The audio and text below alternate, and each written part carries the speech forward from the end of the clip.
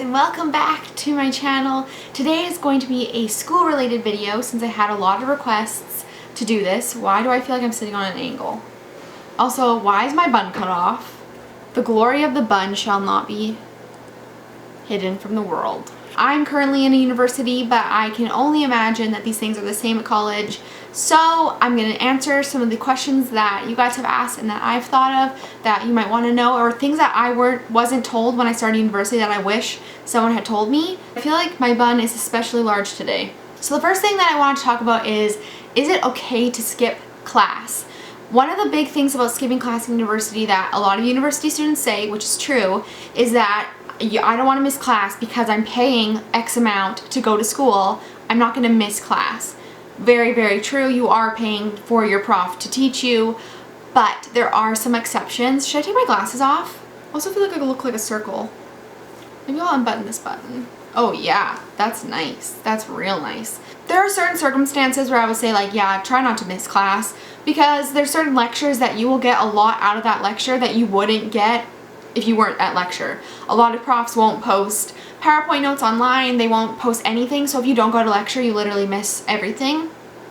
But other profs literally post everything online. So it's okay once in a while to miss class, especially if you're like maybe going away for the weekend or it's your birthday. Like, there are definitely exceptions, but I would say don't get into the habit of skipping class too often, just because then it's really hard to get back into going regularly. So definitely keep that in mind. I have had classes where I've hardly gone in a semester just because either the prof is really bad or everything's posted online and other stuff is going on in my life. If you're struggling in a course, go to lecture. You know, once in a while, missing class for good reason, you're fine. It's not like the end of the world, and it's not like high school in a sense where you have to be accountable because they don't know who you are, most likely, and there's usually other like 500 people in your class. So how much work is university actually? Okay, I would say to you that this is totally dependent on your major.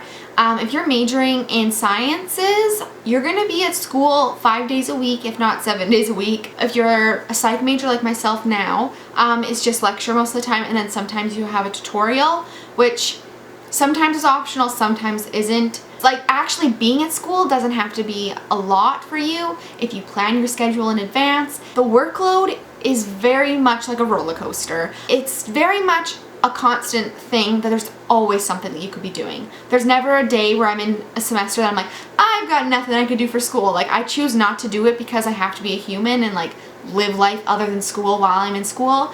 But there's always something to be done, and I think that's something that if you've never been to university and you've just worked, you won't understand. Because when you go to work, like, not to say work isn't hard, because girl, it is hard, it is difficult, I totally agree with that. I would rather be in school than working personally, but the thing about work is, like, once you do your 8-hour shift or whatever, you're done, you're out for the day and you don't have to think about it anymore.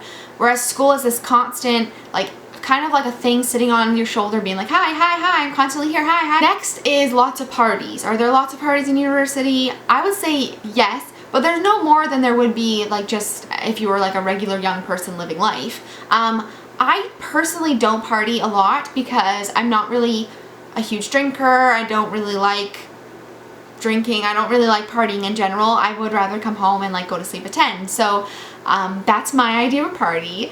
How is it similar and different from high school? It's similar to high school in the sense that you're learning.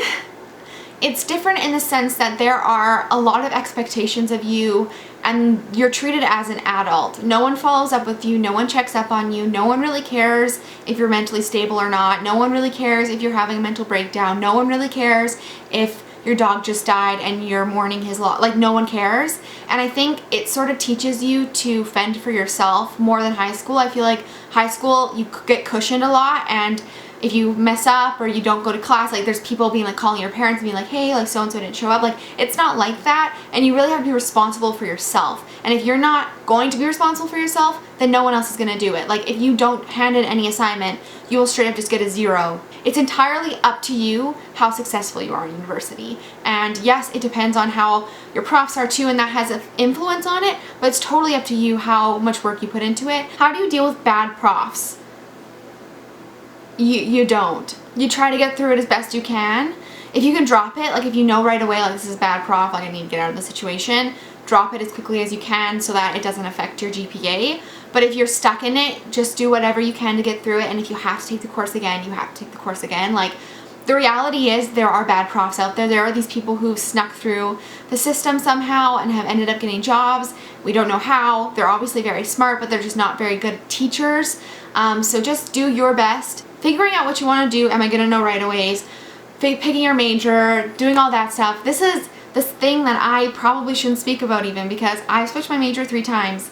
And I feel like there's no judgment. There's nothing wrong with changing your major. And if people are like judgmental of you, then get them out of your life. Like, it's so difficult because when you're in your undergrad, especially in the beginning, like, you really think like, this is it. I'm in university. Like, once this semester, like, this is over with, like, I'm gonna be bigger, better places. Like, everything I take now is gonna change the way my whole life. No, that's not how it is. Once you reach like your 3rd year, you kind of realize like, this is just the beginning of what I want to do with my life. Like, this is just the beginning of where I need to be. So take a major. It doesn't really matter that much. I mean, you wouldn't like take a English major and then be like, actually I want to be a scientist. Like, that probably wouldn't work, but I'm sure you can make it work. I would just say pick something that you're passionate about, but also think about what kind of lifestyle you want. Your undergrad is just the beginning of a lot of it, and that's kind of what I'm coming to realize. So take something you're passionate about, take something you genuinely enjoy, because when you genuinely enjoy something, you're going to do better in your classes. Doing bad in a class, advice for that. This sucks, and it's so frustrating when you don't do well. I was doing really well in my first year of university. When I transferred to the bigger university that I'm going to now, I had one class that I wasn't doing well at all, and I ended up not getting a very good grade in that course, and it broke me. Like, I really took it seriously that I wasn't doing well in this course and that it was completely like my fault and I'm a horrible student. But what I didn't think about was the fact that, okay, so I might be getting 62 in this class, but I'm getting like 85 in every of my other classes. Like, what's going on? What's the kind of issue here? I would say the biggest thing is, do not take your grades personally.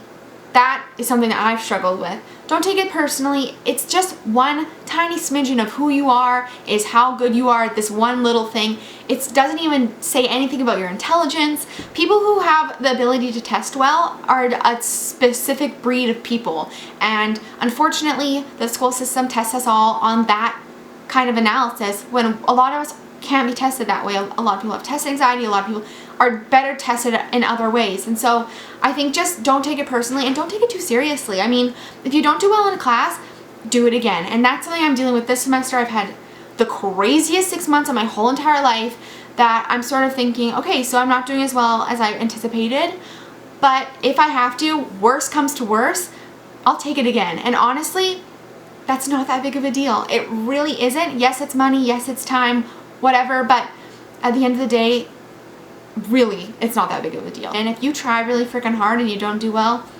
still be proud of yourself. Those are sort of like everything I wanted to say about that. I felt like I was talking like solid. I hope you all enjoyed this video. Let me know down below if you have any other university questions or college questions that I didn't mention in this video. And I will see you all very soon. I hope you're having a great December. And yeah, bye guys.